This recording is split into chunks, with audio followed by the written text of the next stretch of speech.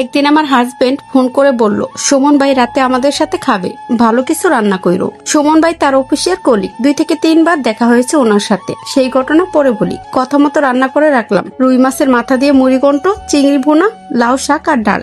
আমার হাজবেন্ড বাসায় আসলো ওনাকে সাথে নিয়ে। রাতে একসাথেই খেলো। খাওয়ার সময় সে তো আমার রান্নার কি প্রশংসা, পারছে না শুধু আমার হাতে চুমো খেতে। তো আমি খাবারের মাঝে তার স্ত্রীর কথা জিজ্ঞেস করলাম, বললাম যে ভাবি কেমন আছে। সে বলল একটু বাপের বাড়ি গেছে। খাওয়া শেষ করে সুমন ভাই চলে গেল। আমার হাজবেন্ড রাতে শুয়ে আমাকে বলল, সুমন ভাই অনেক কষ্টে আছে বুঝছো। আমি জিজ্ঞাসা করলাম কেমন কষ্ট। ও বলল, আর বললো না, তার বউটা ভালো পড়ে নাই, রান্না বাড়া ভালো পারে না, ও তো কাজেরও না, এটা ওটা খালি ভুলই করে। তাই ভাই এইবার বাপের বাড়ি রেখে আসছে, বলে দিছে যেন কাজ ভালোভাবে শিখে তবেই বাসায় ফিরে। আমি বললাম, তো কাজ পারে না, রান্না পারে না, সেটা তো সুমন ভাই তাকে শিখিয়ে নিতে পারে। এগুলো নিয়ে ঝগড়া করে বাপের বাড়ি ফেলে আসা কোনো সমাধান নাকি? আমার হাজবেন্ড বলল, এইটাই সমাধান। 7 দিন বাপের বাড়ি থাকলেই হুঁশ আসবে, এরপর ফিরলে দেখবা সব যত্ন করে করতেছে।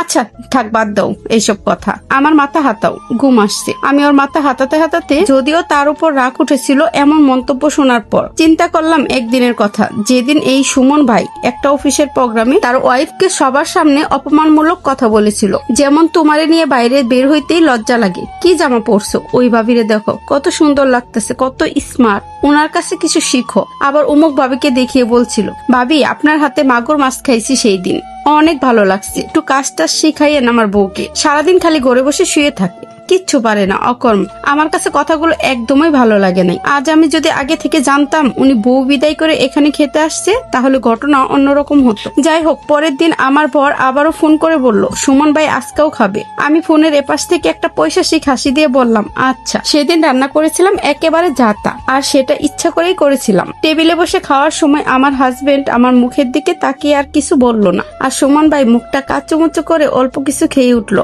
আমি বললাম, সুমন ভাই খাবার ভালো হয়নি?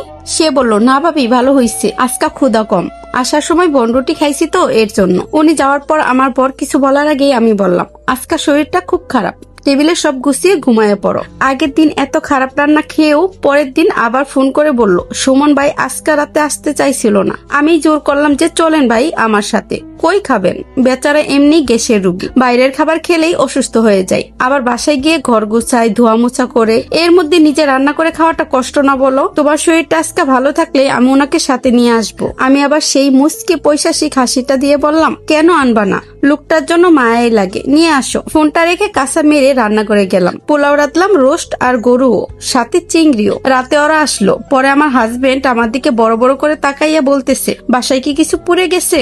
আমি তাকে এই ব্যাপারে কোনো উত্তর না দিয়ে বললাম, তুমি একটু পরে খাও, শেষ কয়দিন তো আমার সাথে খাও না। জামাই ভাবলো আমি হয়তো রোমান্টিক মুডে আছি, সে তো লুতুপুতি হয়ে বলল, আচ্ছা পরে খাই আমি। এই বলে সে সুমন ভাইকে টেবিলে খেতে বসালো। আমি সব বেড়ে বেড়ে দিলাম, কিন্তু লোকটা আজকেও খেতে পারছে না, আর আমি জোর করে তাকে খাবার উঠিয়ে উঠিয়ে দিচ্ছি। সে হাত দিয়ে যত মানা করছে আমি ততই তাকে জোর করছি। এরপর লোকটা খুব কষ্টে খেয়ে উঠলো।